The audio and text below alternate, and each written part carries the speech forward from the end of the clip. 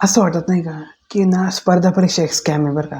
म्हणजे जेवढ्या स्पर्धा परीक्षा बरं का आपल्या इंडियामध्ये घेतल्या जातात. एस-एस-सी एक्झाम असेल, त्याच्यानंतर यू-पी-एस-सी एक्झाम असेल, त्याच्यानंतर एम-एस-टी, सी-ई-टी असेल, जे-ई-ई असेल, नीट असेल.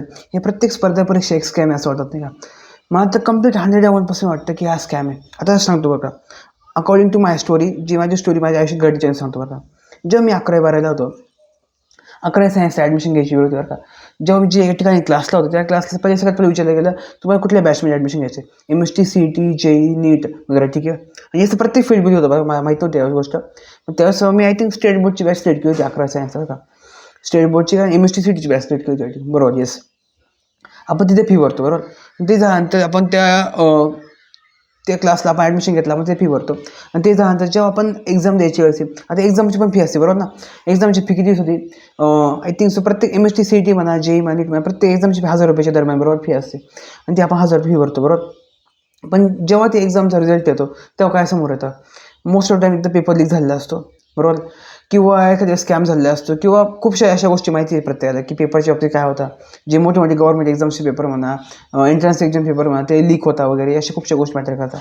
मग मला एंड ऑफ द स्टोरी मला असं वाटतं की हा पेपर जेवढे बी असे एंट्रन्स एक्झामचे पेपर होते आपल्या इंडियामध्ये, रेल्वेची ग्रुप डीची पेपर म्हणा, ग्रुप सी म्हणा, कुठलेही असे पेपर असतील एंट्रन्स एक्झामचे, हे सगळं एक स्कॅम आहे.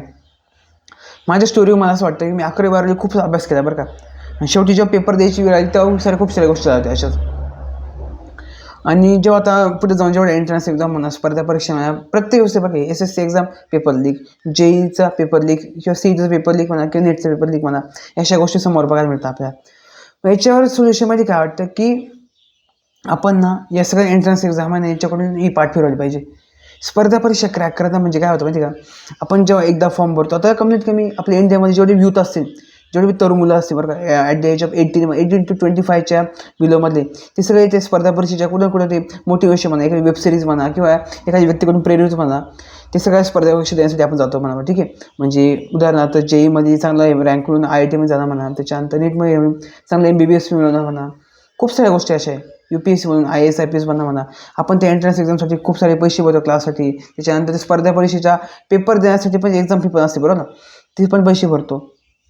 आणि जेव्हा आपण ते एकदा फी भरतो, मला तरी असं वैयक्तिक वाटतं की जोपर्यंत आपली ती एक्झाम क्रॅक होत नाही ना, म्हणजे समजा फर्स्ट टाईम माझा मी तर एक्झामची देतोय बरं का, आणि त्यावेळेस आपण समजा फी भरली ना, ज्या मुलांची एक्झाम क्रॅक नाही झाली ना, काही प्रॉब्लेम्समुळे ना, त्यांची फी रिटर्न दिली पाहिजे. आता याच्या मतावर किती लोक सहमत होते मला माहीत नाही अजूनपर्यंत, किंवा गव्हर्नमेंट सहमत होईल. मला असं वाटतं की समजा आपण ती फी भरली तर ती परत मिळाली पाहिजे. जर समजा ती एक्झाम आपली क्रॅक नाही झाली तर, ज्यांची क्रॅक झाली त्यांची ठीक आहे, पण बाकीच्यांची सगळ्यांचे पैसे जातात कुठं मग? जेव्हा मी 11वी-12वी थोडा विचार करत नव्हतो बरं का, पण जसं जसं पुढे गेलो मी एकदम stage by stage, level by level, तेव्हा आता विचार करायला लागलो की मी 11वी-12वी सायन्सला मी एक्झाम दिले खूप सारे. मी जे-ईची एक्झाम दिली, नीटची एक्झाम दिली, MSCT पण दिली होती. काही एक्झाममध्ये फर्स्ट अटेम्प्टला मी फेल झालो होतो, त्याच्यानंतर सेकंड टाईम परत लिहितो एक्झाम मी, पण त्याच्यामध्ये परत तेवढीच फी भरावी आपल्याला. मग याच्यावर एक गोष्ट लक्षात येते की मी एक गोष्ट मी एकटाच नाही करत आहे, इंडियामध्ये जेवढे बी असे यूथ आहे, जेवढा तरुण वर्ग आहे, सगळ्या गोष्टी तीच करते परत परत. परत झालं एकदा फेल झालं, परत एक्झामचा फॉर्म भरा, परत एकदा फेल, परत एकदा फॉर्म भरा, असं भरून भरून असं वाटते आपण गव्हर्नमेंटची तिजोरी भरून देऊ राहिलो.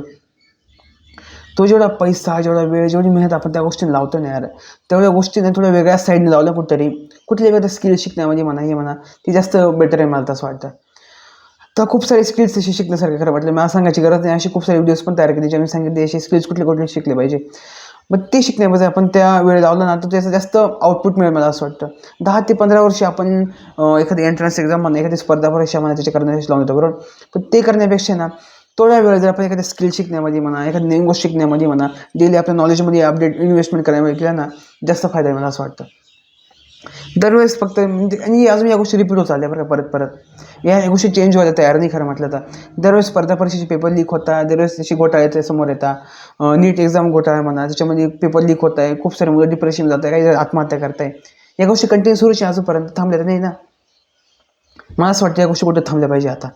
याच्यावर थांबण्याचा एकच उद्देश फक्त माहिती काय, सगळ्या यूथने गोळा होऊन खरं म्हटलं ना, एक वेगळा काहीतरी करिअर चॉईस निवडला पाहिजे. त्यांनी स्वतःच्या स्किलवर कसं फोकस करतात त्याच्यावर हे केलं पाहिजे. काहीतरी छोटे मोठे कोर्सेस तयार करून 1-2 वीकमध्ये, 1-2 महिन्यामध्ये एखादा स्किल शिकून लवकर एम्प्लॉयमेंट जनरेशन करणं, किंवा एम्प्लॉयमेंटला त्यासाठी तयार होणं, या गोष्टी फोकस केल्या पाहिजे. ना की एखादी स्पर्धा परीक्षेच्या मागे 10-10 वर्ष, 15-15 वर्ष लावून पाहिजे. वय 40-50 होऊन गेलं तरी त्या स्पर्धा परीक्षेच्या मागे बघतं. आणि मला वाटतं ॲट द एज ऑफ 21 मी एकदम बेटर, एकदम बरोबर साईडला मी तर म्हणतो. प्रत्येक गोष्ट ट्राय बी करतो, फेल झालं तर मी ट्राय करतो, बट कधी स्पर्धा परीक्षेच्या मी दाद लागणार नाही असं ठरलं माझं बरं का. आणि प्रत्येक युथनी, प्रत्येक तरुण, मी तर म्हणतो प्रत्येक तरुण मंडळींनी ठरवलं पाहिजे की कुठल्याही स्पर्धा परीक्षेच्या मागे लागायचं नाही, एक शपथ घेतली पाहिजे फक्त. आपण त्या स्पर्धा परीक्षेच्या मागे लागतो, UPSC एक्झाम घेऊ आपण, UPSCच्या मागे लागलं, 1 वर्ष नाही झालं, दुसऱ्या वर्षी वाटतं प्रिलिम्स क्वालिफाय झालं, तिसऱ्या वर्षी मेन्स फेल झालं, इंटरव्ह्यू फेल झालं, परत तेच 4-5 वर्ष त्याच गोष्टीमध्ये लागण्यापेक्षा नाही यार 3-4 महिन्यामध्ये खूप साऱ्या गोष्टी होऊ शकतात. तो फक्त विचार केला पाहिजे आपण. ठीक आहे, धन्यवाद.